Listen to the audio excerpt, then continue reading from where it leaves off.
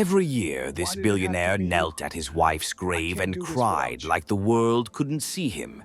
He begged Why for did it have to be you? forgiveness. He promised to I do can't do better. this without you. But what broke this moment wasn't the Why tears. did it It have to was be the you? truth. His I wife can't was do this not without you. dead. She was standing nearby, alive, watching the man who ignored her love finally understand what he lost. And the reason she let him believe she was gone will make you rethink love forever. They say money can solve problems, but it can't teach you how to love. To the world, this man was a billionaire, confident, successful, untouchable, the kind of husband everyone assumed had the perfect life. But behind closed doors, he was a man who confused providing with loving and silence with strength. His wife didn't need more luxury. She needed presence. She loved him in the quiet ways, waiting up at night, defending him when he wasn't around, believing his promises even when they came late. And like many people who think love is guaranteed, he thought she would always be there. Until one argument changed everything. By the next morning, she was gone. Soon after, declared dead. Years passed and grief became his teacher. At her grave, he learned lessons success never taught him. How words matter, how time is fragile, and how love ignored doesn't disappear. It transforms into regret. What he didn't know was that this grave was built on a lie, because somewhere in the shadows stood a woman who had loved him deeply, disappeared for a reason, and returned not for revenge, but for truth. This story isn't just about heartbreak. It's about what love tries to teach us when it's almost too late. He had everything.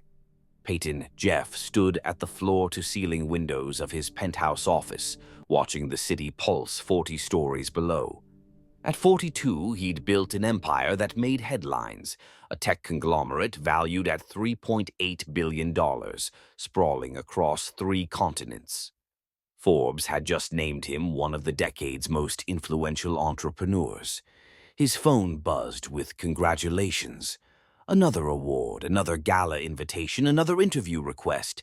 He smiled at his reflection in the glass. Sharp suit, confident posture, the face of a man who'd conquered every challenge life had thrown at him.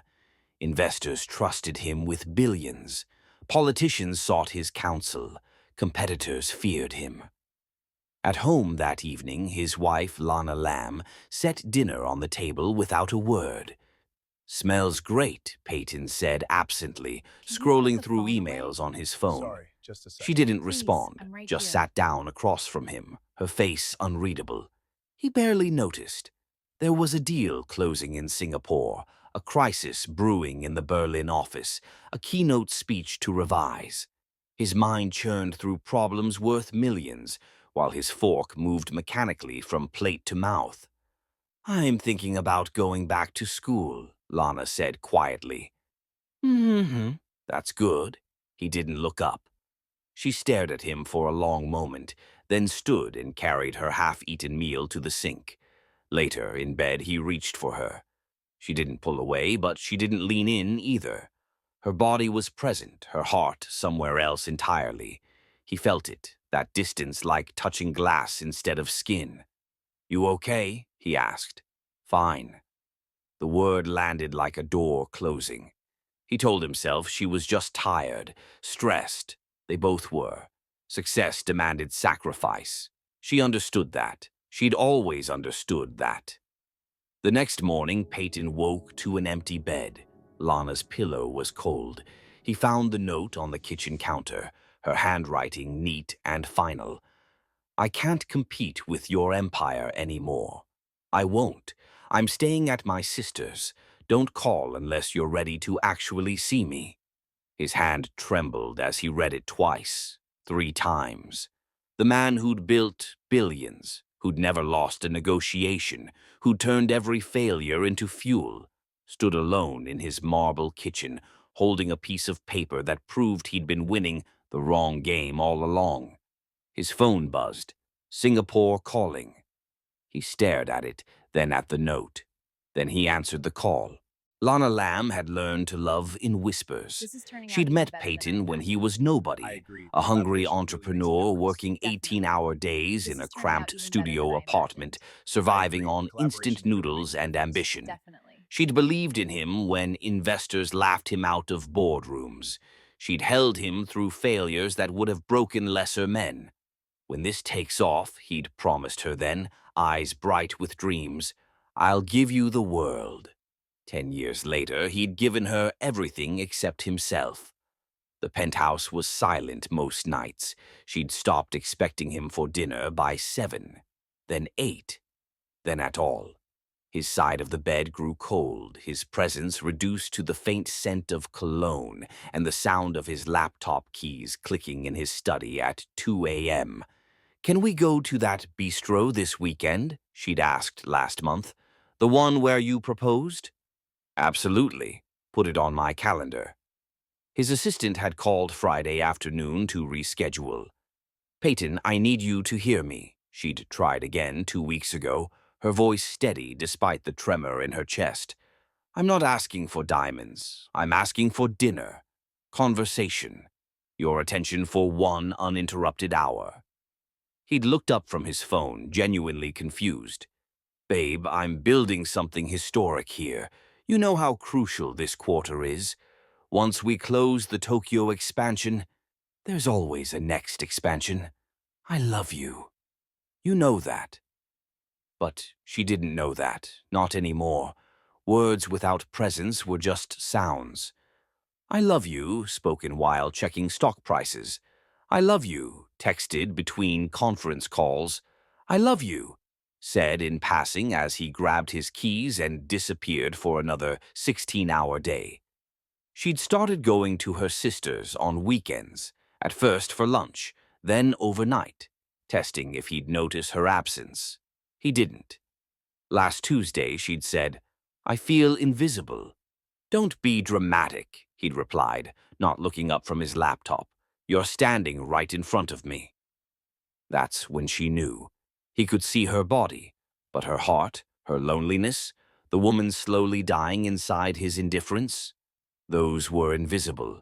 She'd typed the note that night, hands shaking. Deleted it. Rewritten it. Deleted it again. Finally, she'd left it on the counter and walked out at dawn.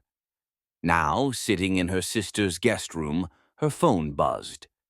Singapore calling, the screen read. Wrong number. Wrong phone. Then it buzzed again and again. 12 calls in 10 minutes. Not Singapore. Peyton. Peyton didn't read her note carefully the first time. He skimmed it between emails, his brain already solving the Singapore problem, already moving to the next crisis. She'd be back by evening. She always came back. He worked through the day, closed the Singapore deal, fielded 17 calls, never once dialed her number. By 11 p.m., his confidence had curdled into something darker. She was making a point. Fine. He'd make one, too.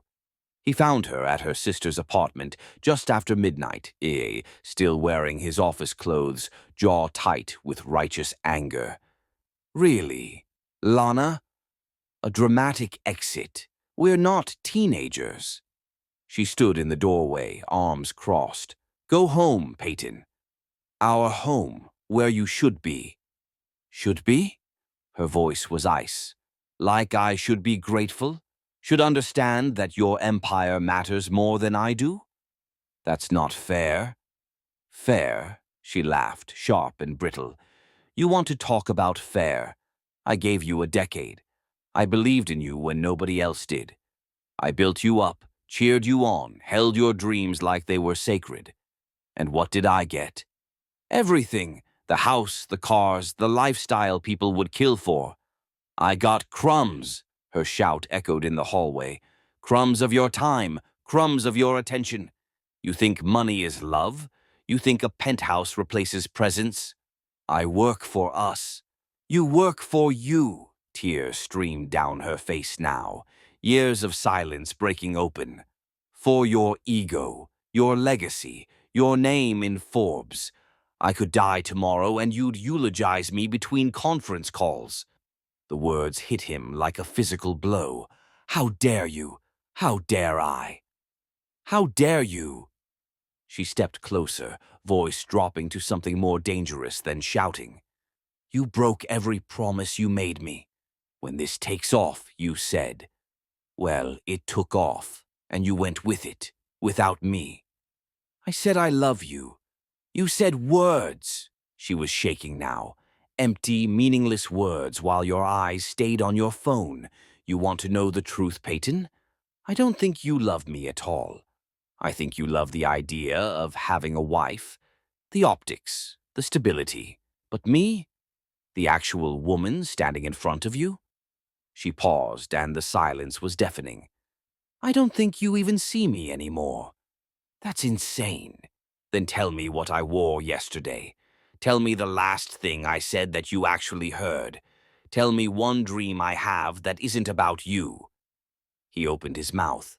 Nothing came. Her face crumpled. That's what I thought. She turned to go inside. If you walk away now, he said, voice shaking with fury and fear, don't come back. Lana looked at him one last time, eyes empty of everything she'd once felt. Goodbye, Peyton. The door closed. He stood there for 5 minutes, waiting for her to reopen it, to take it back, to be reasonable. She didn't. He drove home in silence, fingers white on the steering wheel, telling himself she'd call in the morning. Apologize. Realize she'd overreacted. 3 days later, her sister called him. Lana's car had gone off a bridge in the rain. They'd found it in the river that morning. They hadn't found her body yet. 5 years had passed since they pulled Lana's car from the river. 5 years since they'd held a funeral with an empty casket. Peyton Jeff was 57 now, still successful, still wealthy, still alone. He came to the cemetery every Thursday at dawn when the world was quiet and he could pretend she might actually hear him. The granite headstone was simple. She would have hated anything ostentatious. Lana lay. Jeff beloved, wife gone too soon. He knelt in the wet grass, his expensive suit soaking through at the knees. He didn't care anymore. I closed the Australian deal, he said, voice hoarse. Biggest merger in company history. Board's calling it my masterpiece. The stone said nothing. You'd laugh at that. Masterpiece. His hands trembled as he traced her name. My masterpiece was losing you. A sob broke through, raw and ugly. He'd cried more at this grave than in his entire life before it. I keep replaying that night. What if I'd listened? What if I'd stayed home that evening instead of answering that call? What if... His voice cracked. What if I'd just seen you? The wind rustled through the trees. Morning birds began their songs. You asked me what you wore. I couldn't answer. God, Lana, I can't remember now either. But I remember your face when you realized I didn't know. I remember watching you die inside while I stood there, silent, proving every word you'd said. He pressed his forehead against the cold stone. I'd give it all back, every billion, every deal, every award, just to have one more breakfast with you, one more stupid argument about whose turn it was to buy groceries, one more night holding you instead of my phone. His assistant had called 3 times already. Emergency board meeting. Crisis in London.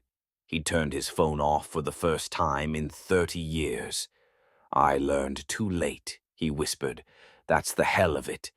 I finally understand what you needed, what you were begging for, but you're gone. And I'm here, and all this success tastes like ashes. He stood slowly, knees aching, and placed fresh lilies on the grave, her favorite, though he'd never bought them while she was alive. As he turned to leave, something caught his eye. Fresh flowers already there. Recent. The petals still dewy. Not from him. His blood went cold. Someone else had been here. This morning, he spun back to the headstone, heart hammering, and saw what he'd missed in his grief. A small envelope tucked beneath the flowers, his name written in handwriting he'd recognize anywhere. Handwriting that belonged to a woman 5 years dead.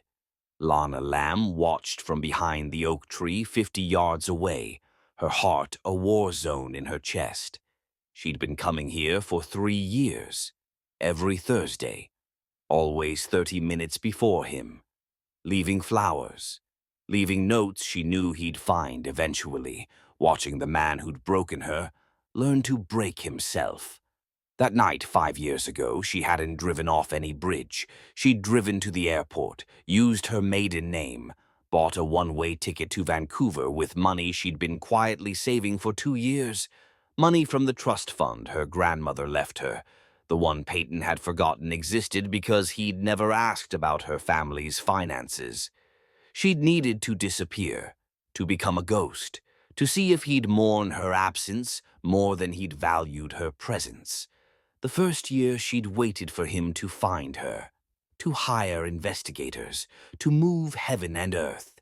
He'd held a funeral instead, cried in front of cameras, given a speech about cherishing loved ones that went viral, then went back to work. She'd hated him then, hated herself more for still caring. But 18 months ago, something changed. His assistant leaked to the press that he'd cancelled a Fortune 500 summit to visit a cemetery. Then another cancellation, and another. She'd flown back to see for herself and found him there on his knees, weeping into the grass like a man who'd finally learned what loss actually meant. Now she watched him discover her note, watched his hands shake as he tore it open. She'd written only 5 words. I see you now, too. He read it once, twice. Then his head snapped up, scanning the cemetery with wild, desperate eyes. She should leave, disappear again. This was enough. Knowing he'd changed, knowing grief had taught him what she never could. But her feet wouldn't move. He was walking now, not toward the exit, but deeper into the cemetery, calling her name like a prayer and a curse combined. Lana! Lana! Her chest tightened. 5 years of anger. 5 years of grief. 5 years of wondering if the man she'd loved had ever actually existed. I know you're here, his voice cracked across the morning air. Please, please, if you can hear me. She stepped out from behind the tree. The world stopped, 50 yards between them. 5 years of death and resurrection, 2 people who destroyed each other, learning to breathe again. He stood frozen, face white, eyes wide with something between terror and wonder. You're... He couldn't finish. She wrapped her arms around herself, suddenly cold despite the summer sun. I'm alive. How long? His voice was barely a whisper. The whole time. Something shattered in his expression, relief and betrayal warring for dominance. He took 1 step forward, then another. She took 1 step back. Don't, she said, and the word stopped him dead. Don't come closer. Not yet.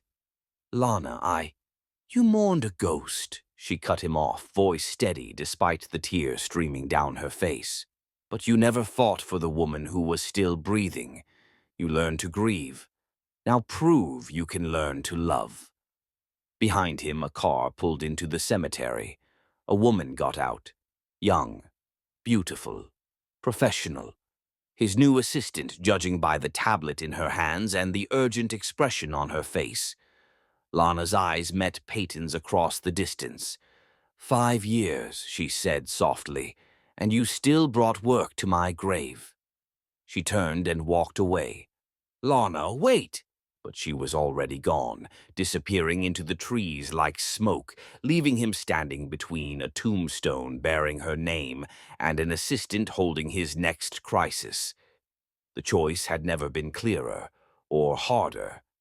Lana made it 3 blocks before her legs gave out. She collapsed onto a park bench, gasping for air, the adrenaline that had carried her through the cemetery encounter now abandoning her completely. 5 years of carefully constructed distance shattered in 5 minutes. Her phone buzzed, a number she didn't recognize. She answered without thinking. "Hello? You think you can just walk away again?"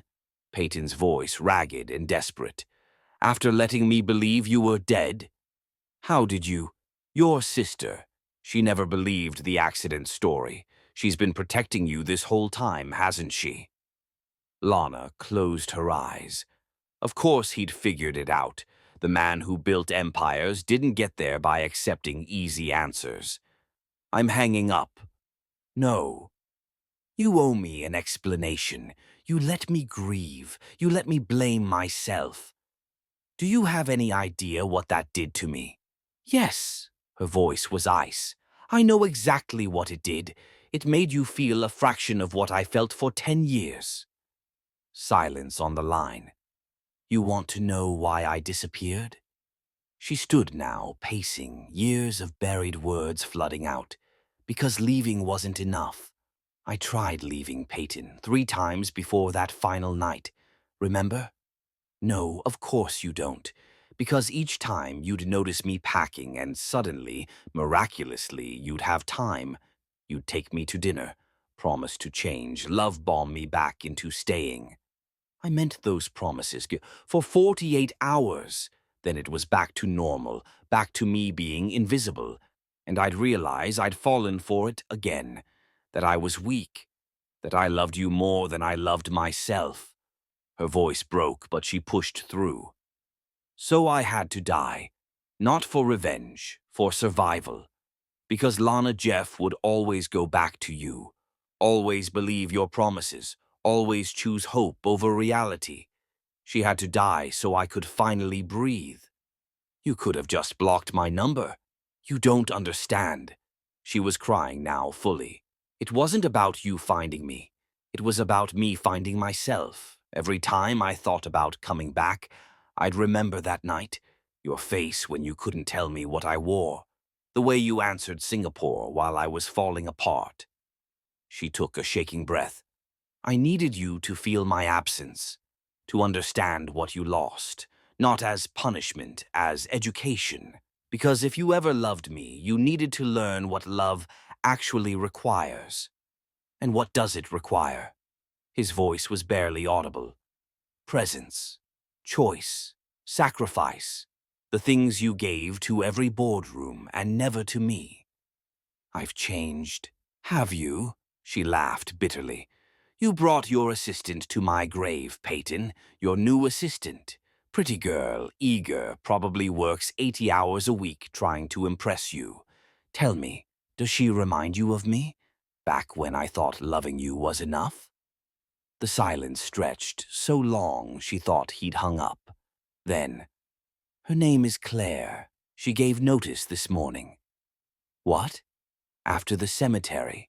She said she couldn't watch me make the same mistakes with someone else. That I had a chance at something real and I was about to blow it by bringing work to—" His voice cracked. "She quit. They all quit. My entire executive team resigned last month." Lana's heart stuttered. "Why?" "Because I fired everyone who enabled my addiction to work. Because I sold the company." The world tilted. "You what?" "I sold it 3 weeks ago. That's what I came to tell you today, at your grave, that I finally chose you over everything else, even if you were gone, especially because you were gone." Her hands were shaking so violently she nearly dropped the phone. "The merger was the sale. I'm out, Lana, completely." She couldn't breathe. "Meet me," he said. "Please. One conversation. If you still want to disappear after, I'll let you go. But give me one chance to prove I'm not the man who killed us." Behind her, footsteps approached. She turned.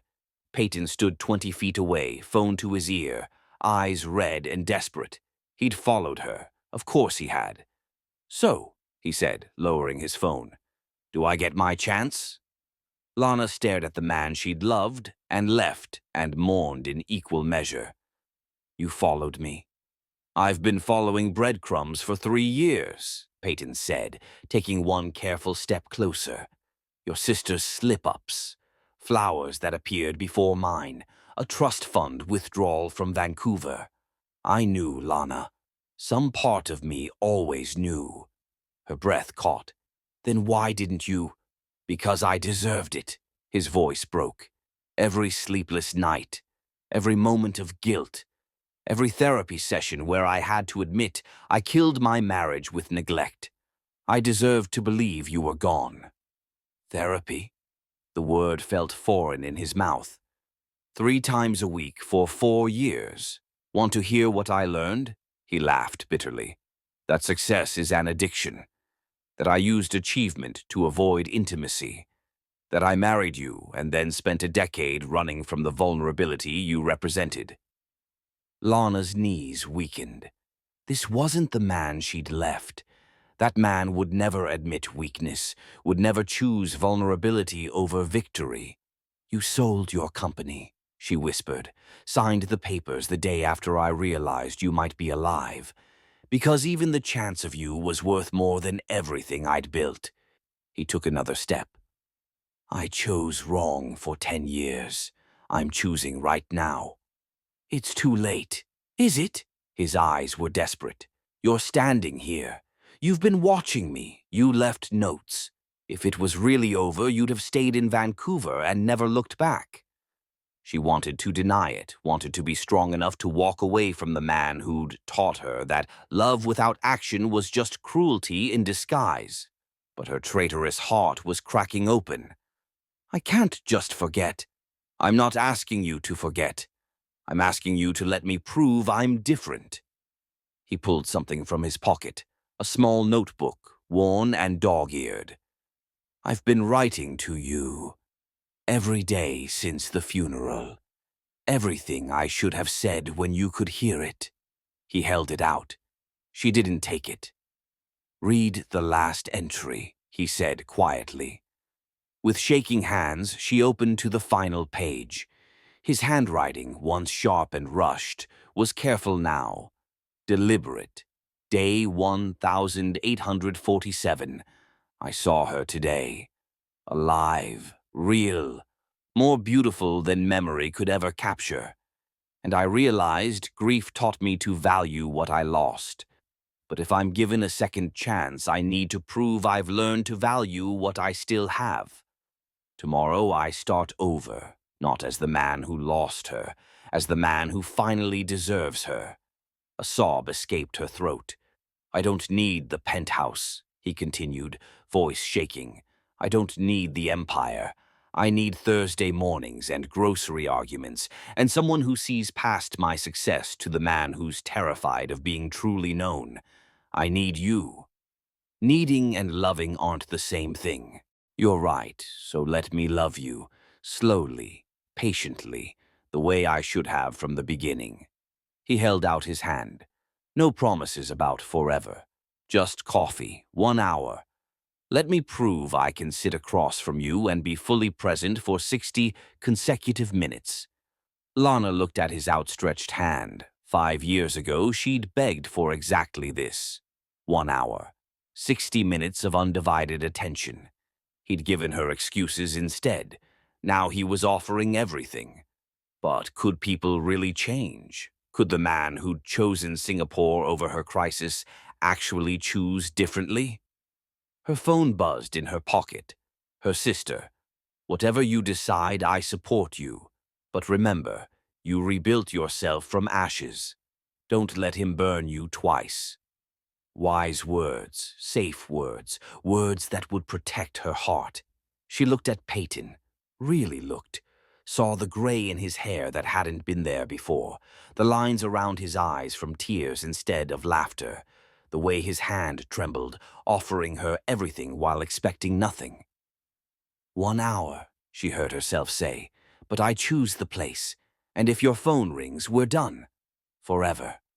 Hope flooded his face. Deal. And Peyton? She stepped closer, close enough to see her reflection in his eyes. I'm not the woman you married. That woman died in this park 5 years ago. If we do this, you're meeting someone new. Then let me introduce myself. He smiled through tears. Hi, I'm Peyton Jeff. I'm a recovering workaholic who destroyed the most important thing in his life. I'm terrified of failure and intimacy and being ordinary, and I'd really like to buy you coffee. Despite everything, she felt her lips twitch.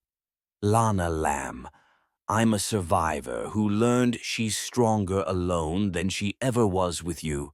I'm terrified you'll revert the second things get comfortable, and I really hate being disappointed. Fair warning accepted.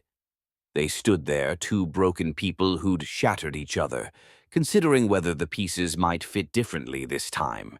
She didn't take his hand, but she didn't walk away either. There's a cafe 3 blocks east, she said finally. They have terrible coffee and uncomfortable chairs. Perfect. They walked in silence, careful to maintain distance, two planets in uncertain orbit. At the crosswalk, his phone rang. Lana's heart stopped.